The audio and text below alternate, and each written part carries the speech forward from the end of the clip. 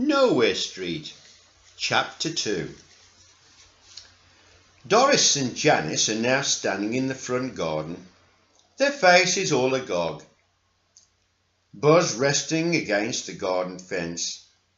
Man, boy, horse, bike, coal and log. On Doris's cooker boiling away, suet pudding with currants and fruit, to you and me, Spotted Dick. With jam and custard, it's a favourite of her son Nick. But daughter Rose doesn't like it. She says it makes her feel sick. Brenda, the bus driver, the grill still imprinted on her face. It now looks like a four-leaf clover. Doris can smell the pudding cooking, but doesn't realise the saucepan is boiling over.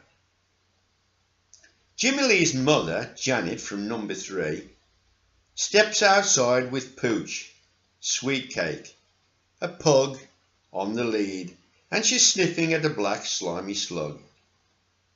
Janet's off to the hairdresser's with a beehive hairstyle, hoping it's going to make a revival. Not knowing that husband Mick, the bank manager, is having an affair with Joyce in wages, and she has a rival. Joyce is siphoning off money from the bank, and when she and Mick have enough money, they're running away to Argentina, where it's hot and sunny. Around the corner comes Fred's wife Jill, in the pushchair baby Fred, wondering what's going on, someone shouting you are dead. Bonzo sees sweet cake and is giving chase with boxer dog Rover, hoping to get their leg over. Jackie Lee swings her handbag around her head, trying to stave them off. Elaine Smart across the road, morning sickness, starts to cough. Sitting in his garden in a 1950s deck chair is Cocaine Kev, smoking a joint, laughing at the mayhem. All he does is scoff. A friend of Doris Willow's, Sylvia Sim, chair of the Ladies Action Group, Stay Fat, Don't Slim, like a knight of old, uses a kitchen mop for a lance, knocking his baseball cap right off.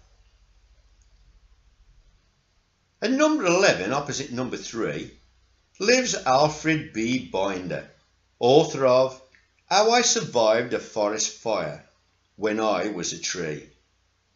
He's in his study writing away, then shouting through the window, "For God's sake, keep the noise down. I'm trying to write a play." On the roof of number 13, Roofer Rod, Brenda's ex, calling over to Brenda, calling her a blob.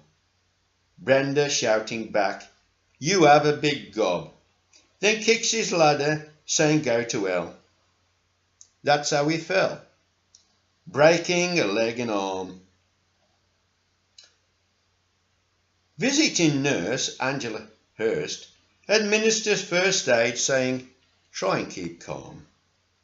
Next door neighbour Thora May says, "I phoned for an ambulance, it's on its way." PC Clive Dale, nephew of Janice Wales, is thinking of marrying Vivian and checks out a house for sale. Tells the station he's on patrol, but really hoping to see girlfriend Vivian Wold. Seeing what's going on, he comes running hoping to make an arrest, ripping off Fred's old string vest. Meanwhile, Bonzo, Rover forget about getting their leg over. Followed by Sweet Cake, they turn their attention to Tom, Mrs. Jones's cat, frightening Cindy and Shire Horse Matt. At number 10, Ned and Frida and son Rob have bought some chickens and are hoping to sell their eggs and make a few bob. Into the garden, Cindy and Matt followed by Bonzo, Rover, Sweetcake, Tom the cat, Janet Lee, and now the fence is broken down. There's 10 chickens in the street running free. Now on the scene comes pretty boy Leroy May. Teaches karate, hopes to save the day. Melanie Richards jumps on Cindy trying to mount. Cindy rears, kicking out, hitting Leroy on the head, knocking him clean out. Down the street in his tanker comes Petrol Pete. He asks a passing woman, "What's going on?" She replies, "Where do I begin? This is Sodom and Gomorrah. The street is full of sin." She happened to be the vicar's wife, Winifred, known to friends as Win. A police car arrives. It's Sergeant Percy Nab, stepping out of his car sideways like a crab. He thinks the whole world's gone mad. Now everyone is out on the street, men, women, horses, dogs and cat, chickens, a buzz, a tanker, one and all, and then a fire engine, an ambulance out on call.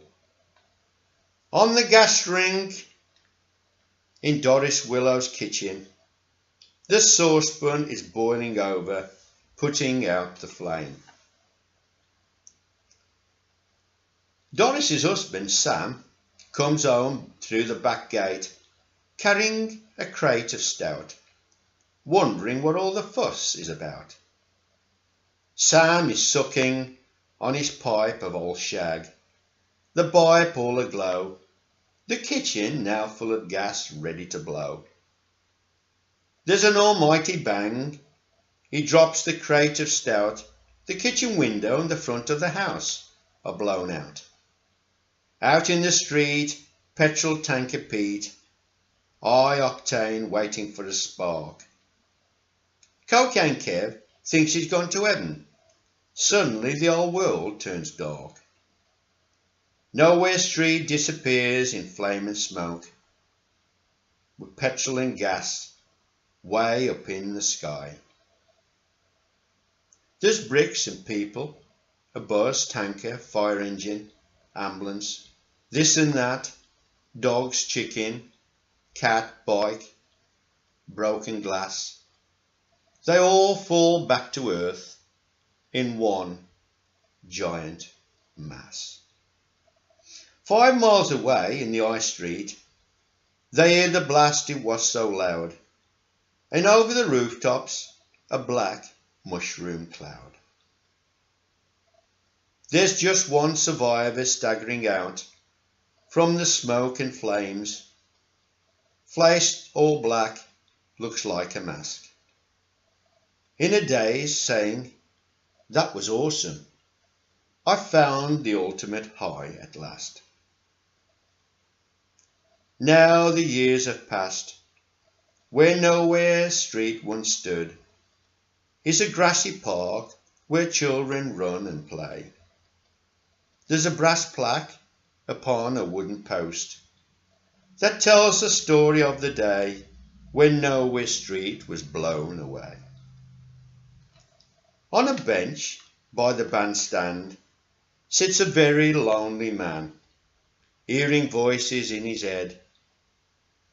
It's the only survivor, Cocaine Kev. On the anniversary every year, Win and husband, Vicar Nick, say a prayer, a candle is lit, and it's all down to a saucepan of boiling water and suet pudding called Spotted Dick.